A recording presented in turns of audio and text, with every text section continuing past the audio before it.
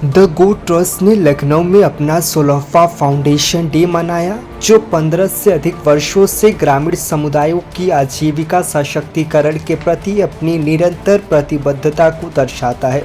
इस खास अवसर पर द गोट ट्रस्ट ने बकरी पालन में कृत्रिम गर्भाधान, एआई और बकरी के दूध को लाखपति किसान कार्यक्रम का प्रमुख स्तंभ बताया है। इन पहलों ने न केवल पशुपालन के क्षेत्र में नवाचार किया है, बल्कि किसानों की आय में भी उल्लेखनीय वृद्धि की है।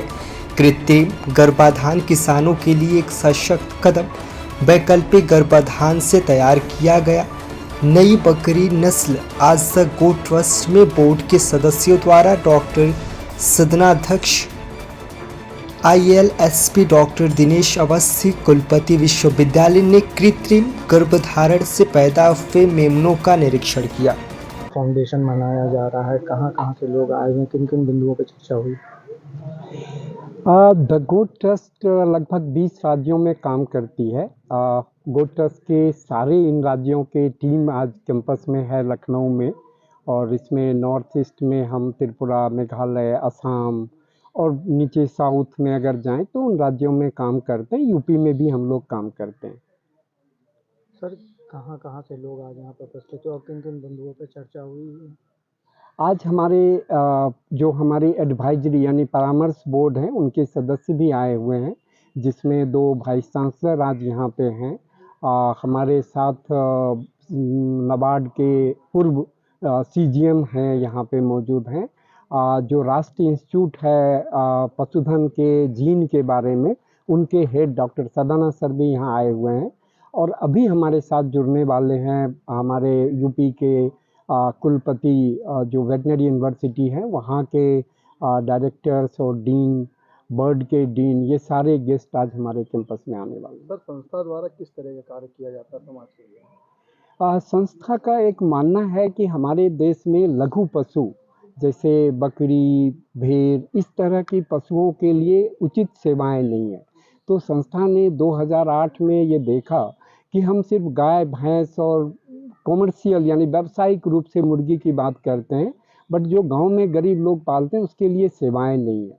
तो ये संस्था 4 तरह पे काम करती है। गरीबों के लिए उपयुक्त तकनीक क्या होगा, कम पैसे में वो कैसे बकरी पाल सकते हैं। दूसरी, उनके लिए लोन की सेवाएं कैसी होनी चाहिए, बीमा की सेवाएं कैसे मिले।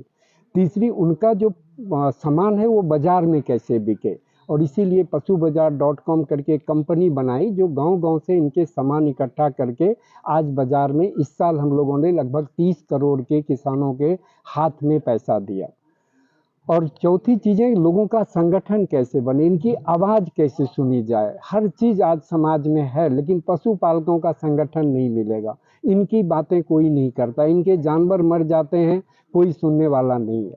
तो ये संस्था कहती है कि पूरे देश में पशुपालकों का भी एक संगठन होनी चाहिए, उनकी भी बातें सरकार और समाज तक पहुंचनी चाहिए। सर, इसको लेकर सरकार द्वारा आपसे कुछ बातचीत हुई है कि सरकार की तरफ से कुछ सहयोग मिले आपके संगठन को? जैसे देखा गया योगी राज में गाय को ज़्यादा महत्व दिया जा रहा है, उसके लिए अलग अलग तरह की योजनाएं हैं, तो क्या आप लोगों को सरकार को कोई ज्ञापन अपन दिया जाए आपकी संस्था की तरफ से? ये सरकार की जो बहुत सारी समस्याएं समाज की होती है, गरीबों की होती है, तो सरकार तक पहुंचाना और उसका समाधान भी बताना। गोट ट्रस्ट उस तरह की एजेंसी है जो समाधान पे बात करती है कि इसका क्या समाधान होगा। जैसे बाजार की बात करें, दूध आज लिया जाता है, बेचा जाता है, बट बकरी बेचने के लिए ना बाजार है। जैसे आज बारिश हो रही हो तो बकरी लेके कौन से बाजार में खड़े होंगे, ना वहाँ कोई छाता होगा, ना शेड होगा। तो गोट ट्रस्ट ने सरकार में कई बार वार्ता की, और जब सरकार ने अपना जो राष्ट्रीय सलाहकार समिति बनाई तो मुझे उसमें आमंत्रित किया। मैं आज उनका सदस्य हूँ और वहाँ पे चर्चाएं होती है। और तीसरी जो समस्या है लोन की, हर बकरी